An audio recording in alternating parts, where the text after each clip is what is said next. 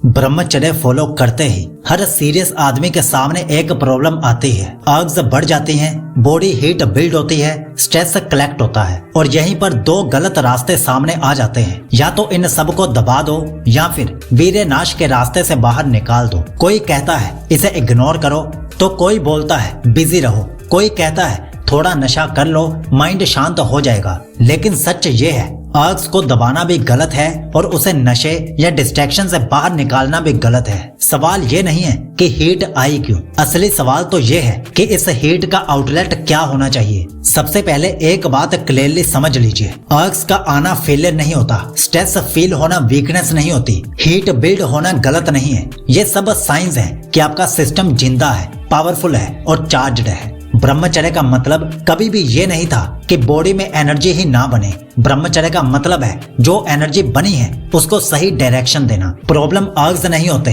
Problem होती है direction की कमी। और जब डायरेक्शन नहीं होती तो एनर्जी या तो दिमाग को तोड़ती है या फिर हैबिट बनाकर लीक हो जाती है। बहुत से लोग सोचते हैं बस कंट्रोल कर लो, बस रेजिस्ट कर लो, बस शांत रह लो। लेकिन सप्रेशन का रिजल्ट होता है इरिटेबिलिटी, अनएक्सप्लेन्ड गुस्सा, अचानक फ्रस्ट्रेशन या गुस्सा आ जाना या फिर बार बार वीर्यनाश की आदत। क्योंकि जो हीट आपने बनाई है वो बाहर निकलने के लिए आपको अंदर से फोर्स करेगी और अगर आप उसे आउटलेट नहीं दोगे तो वो अंदर ही अंदर सिस्टम को जला देगी। इसीलिए असली ब्रह्मचर्य पत्थर बनने का नाम नहीं है बल्कि फ्लो को समझने का नाम है और एनर्जी को सही दिशा में बहाने का नाम है। यहीं पर 90% लोग गलती कर देते हैं। उनके पास विल पावर तो होती है लेकिन सिस्टम नहीं होता।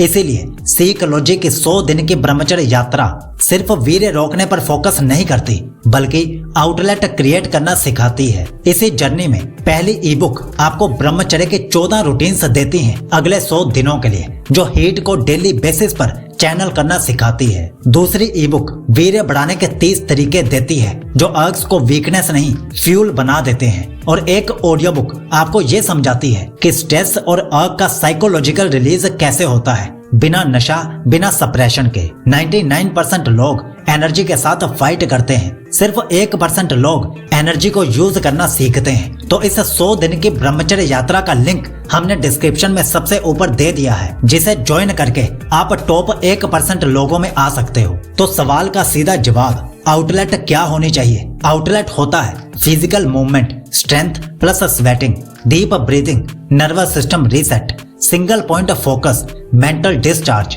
जब आप बॉडी को थका देते हो तो अर्ग एग्रेसिव नहीं रहती।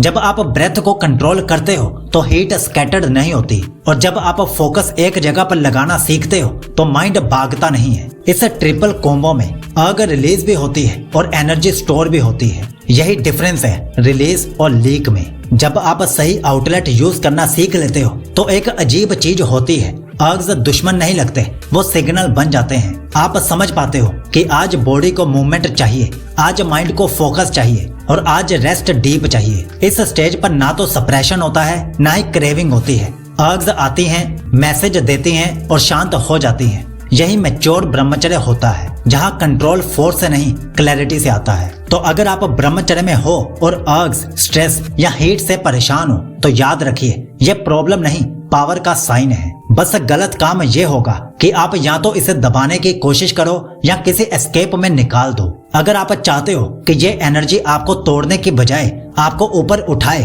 तो साइकोलॉजी के 100 दिन की ब्रह्मचर्य यात्रा का लिंक डिस्क्रिप्शन में सबसे ऊपर दे दिया गया है। अब सोचना बंद कीजिए, समझना शुरू कीजिए और याद रखिए, रियल ब्रह्मचर्य हीट को भगाता नहीं, उसे पावर में बदल देता है। साइकोलॉजी आपको दिल से विश करता है कि आपका ब्रह्मचर्य शुभ हो, अटूट हो।